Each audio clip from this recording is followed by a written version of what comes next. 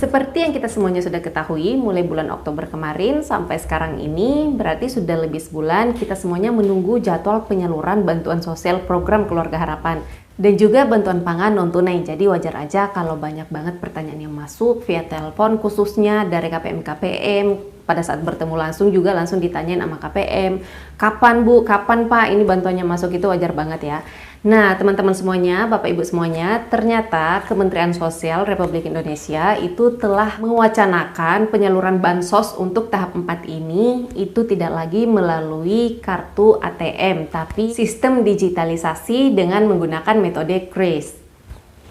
Ternyata ini adalah salah satu penyebabnya sehingga bantuan pangan non-tunai dan juga PKH-nya terlambat masuk untuk di tahap 4 tahun 2021 ini. Adapun wacana pemerintah, sistem penyaluran digital ini akan di-launching dulu di 7 provinsi, tepatnya di tanggal 10 November besok yang akan datang. Tapi ini baru wacana ya, surat resminya belum keluar, jadi bisa saja itu jadwalnya mundur. Jadi buat para KPM semuanya, tunggu aja info selanjutnya lagi dari pendamping sosialnya masing-masing.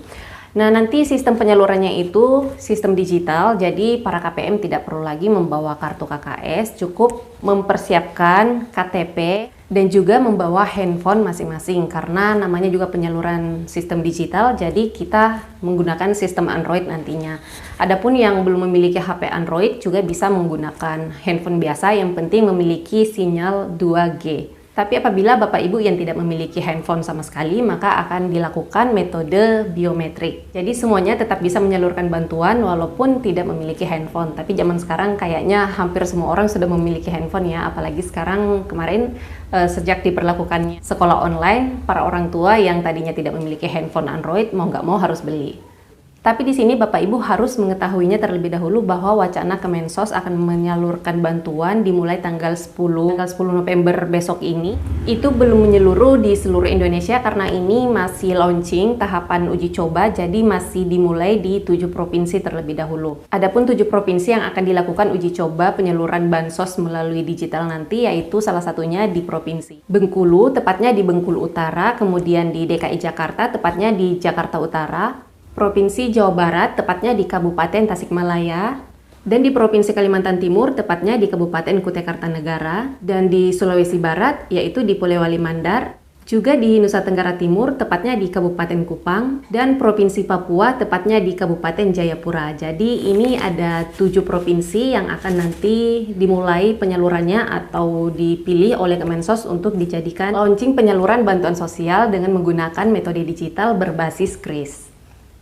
Nah, ngomong-ngomong soal KRIS itu apa ya? Yuk nonton videonya sampai selesai.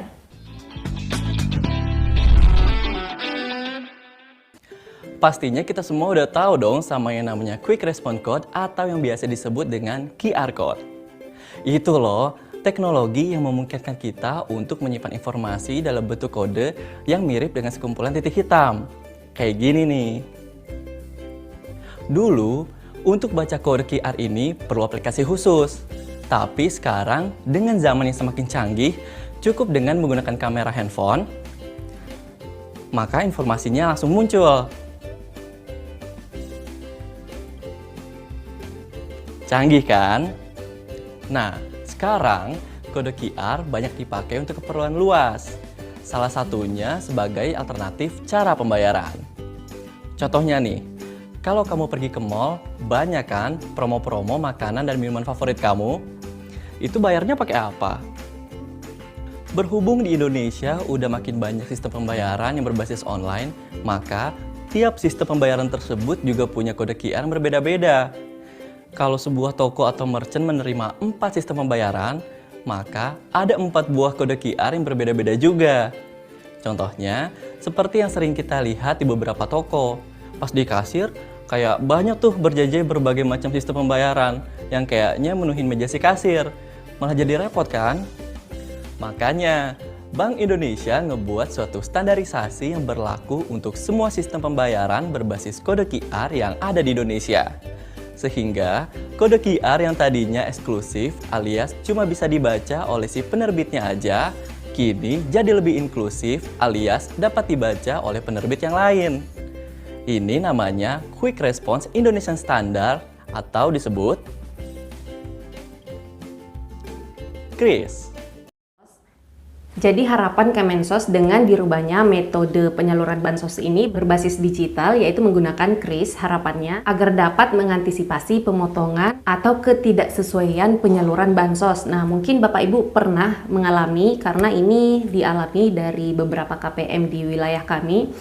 Jadi contoh misalnya dia belanja di e-warung A untuk beras atau telur, itu harganya jauh lebih mahal dibandingkan harga telur yang ada di e-warung B. Begitupun juga dengan harga gula, misalnya gula per kilo di e-warung A itu misalnya 15.000, tapi di e-warung B itu harganya lebih murah dibandingkan di e-warung A.